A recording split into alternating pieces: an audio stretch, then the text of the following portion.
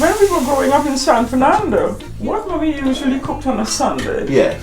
was beef and chicken. Yes. You know, I do things differently now. My mother used to season her meat and leave it there, but I don't always do that. I would add to the beef a little salt. I always sprinkle it over like that. There was always rice, there was always vegetables, because we always had a garden. Apart from that, we'd have peas and beans, whether we had it on the tree or whether we bought some in the market. Right.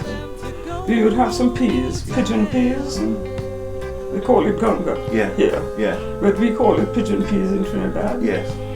And my grandmother, on my mother's side, was born in 1865. My mother was born in 1895, and my father was born in 1891. Were your parents very much in love? I don't know how much, but they were always sort of happy together when they were together. The only time I remember an argument as such was when we were moving from San Fernando to Katsindi after Mommy had that illness. I was born in 1924. Right.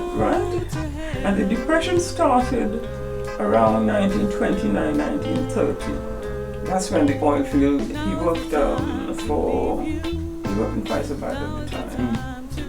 And they closed down. And Daddy didn't get a job for quite some time. But fortunately for us, they always gave the men who worked for them an allowance of land to use. And my father always planted that land in the evenings after work. And of course that's where you got your love of gardening, because you would watch your dad, you said. Well, yes, because I learned that at my father's knee.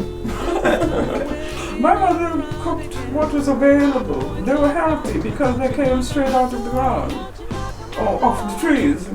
You know, we had our own mango trees and fruit trees. I've never spent a day in hospital. Mommy was in the house. Yeah. Mommy spent her time in the house. And the depression came, she still paid somebody to hire. What was her name? You know, my mother, Yeah. Louisa, half Portuguese. My grandmother Right. was part French, part Negro. Father's mother was Negro. Right. And his father was Scottish. I read so much about England. I mean, you might be born in Trinidad and a Trinidadian, but you were British. I came to England on the 4th of April, 1955. I brought my youngest daughter with me. She would have been 4 months old at the time. John came in May 1954. The children came up, that would have been in 1959. Well, seeing the houses that close together is something I didn't really expect. I'm so accustomed to crossing the road back home without thinking that I found myself doing that in front of a double-decker bus with a baby on my shoulder. Just around that time or soon after, you're hearing about winkle pickers and all this sort of thing, you know, and the teddy boys. Yeah. That was something that came out of the war. This is the first one I did. That's a boat on the Medway. I saw people do it and they were doing bits of cloth and things like that. And I thought, well, that's not me. I want it to look more real. Right.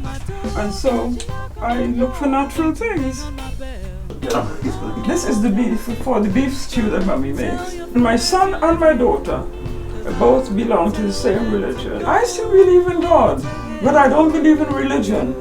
Right. Because religion kills too many people. What are your plans for the future? At my age, I want to see the world. That's something I promised myself. I might have energy in my head and in my heart, but my legs don't do anything. Last year we went to Lake Maggiore, and the year before we went to Paynton in Devon.